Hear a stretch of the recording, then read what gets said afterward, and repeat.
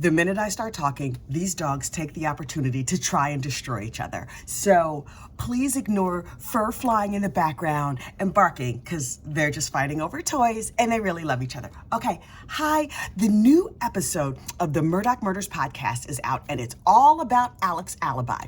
Apparently, Dick and Jim, his lawyers, have put out like a bunch of information that's basically meant to distract the public.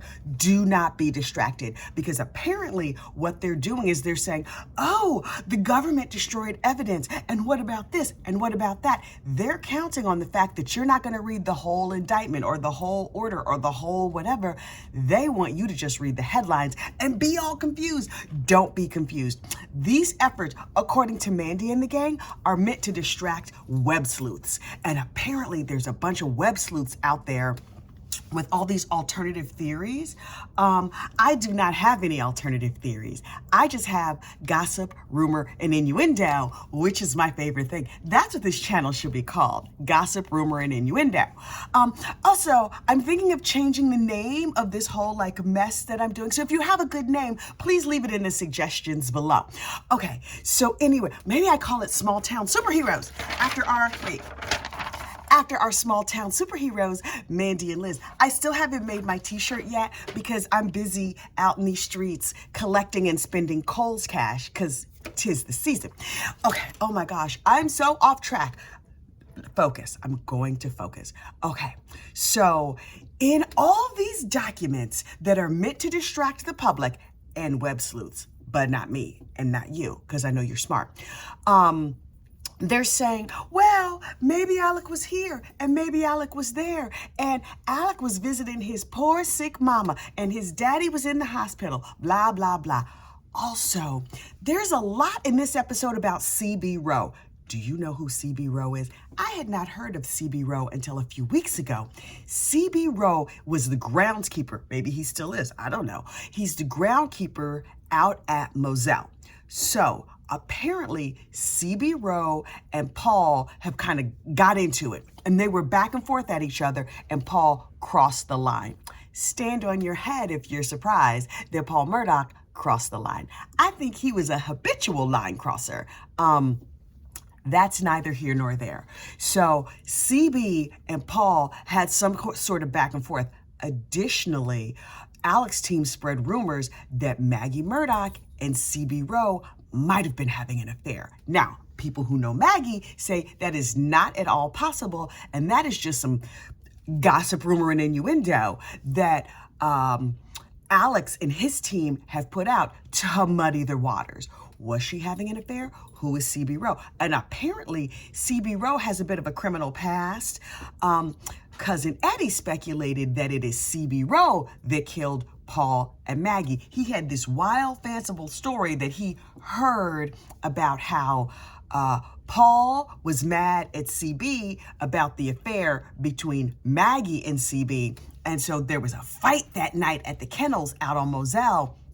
And Paul and CB were shooting at each other, and then Maggie fell down when she went to run away. Oh, it's a whole mess. It's a very fanciful story.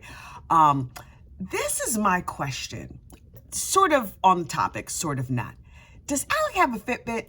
Does he have an Oura Ring? I'm part of the Oura Ring cult. I'm so obsessed with it, but I love it, and it's helped me lower my weight and my blood pressure. Okay, so anyway, does Alec have a Fitbit? Because I feel like a Fitbit or one of those other kind of tracking devices could blow this case wide open. Or does he have an iPhone? Does he have one of those iPhone that tracks your steps?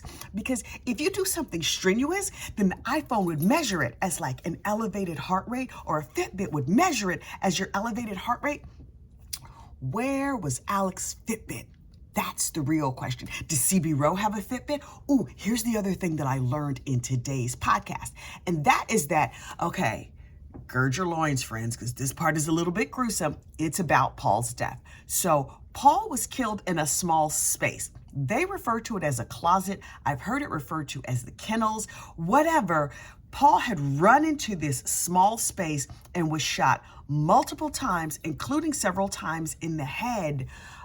Somebody wanted him gone. It's horrible. He does not sound like that great a guy, but that is horrible. So he was shot several times in a small space and his phone was underneath his body. Apparently, Alex tried to turn him over, but he was unable to turn him over. Was there evidence on Paul's phone? Was Alex trying to get access to that evidence that was on Paul's phone? What is really going on? Again, gossip, rumor, and speculation. Also, not an alternative theory. I personally think Alex did this, and I believe that he should fry for it, but I am not judge, jury, or executioner, so I'm going to leave that to the newly partially cleaned up system down in South Carolina.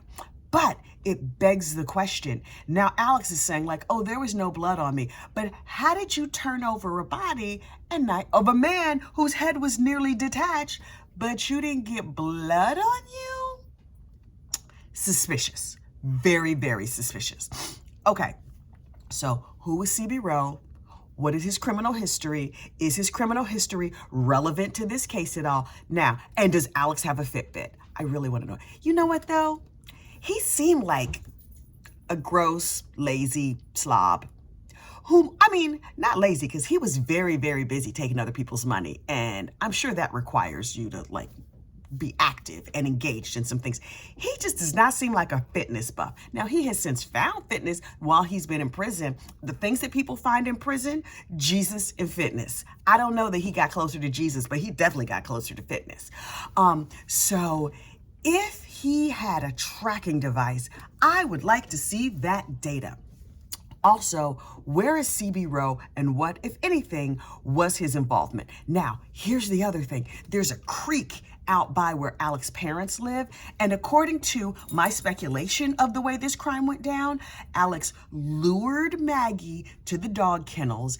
Paul was also there. I think it was intentional that Paul was there. And so he pulls out a gun or two, shoots and kills the both of them, and then with his bloody clothes, takes those guns, goes to visit his mama who has dementia. So there's phone records that show he made phone calls on that trip to his mom's house. One of those phone calls, C.B. Rowe. Was he trying to lure CB to the property so that CB could find and discover the bodies, and then he reports it and Alex could say, oh no, I was way over there? One of the other calls, Chris Wilson, that is the attorney that Alex had colluded with to help hide money. On the same day that this happened, there was a lot going on in this man's life.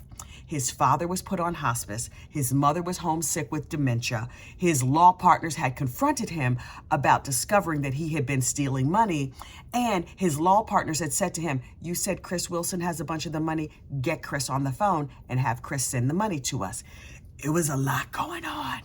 And so it makes me wonder, was he agitated? Was there blood on his clothes?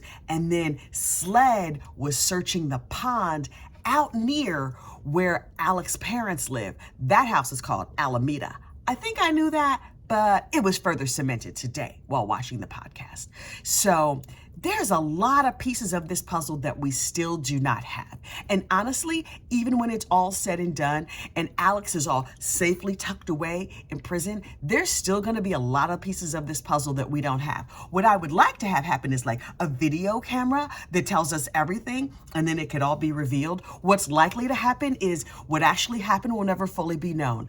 What Alex said happened will be out there. What the government says happened will fully be out there. We're never going to have all the pieces, but somebody knows something. It is not me, but somebody knows something. Okay, I got things to do. I gotta let these dogs outside. Didn't they do a good job of not barking? Because I've started this video like 4 times because they were barking their full heads off. And trust me, these videos are shot on a whim. They are not restarted. They are not edited. I can't add graphics. I know how to turn to the video thing and push the button and upload to YouTube. And that is exactly what I do. Nothing more, nothing less. But if you have new suggestions for the name of this madness, please let me know. And get your small town superhero logos. Wait. Soon as I'm done Christmas shopping, I'm gonna get mine too. There's a link somewhere. If you need to know where the link is, let me know because I'll post it again. Because that superhero thing is a Google Doc. And so you can get yourself one too. Put it on an indigo t-shirt and represent Mandy and them as small town superheroes. Okay, you have a great, safe day. Bye.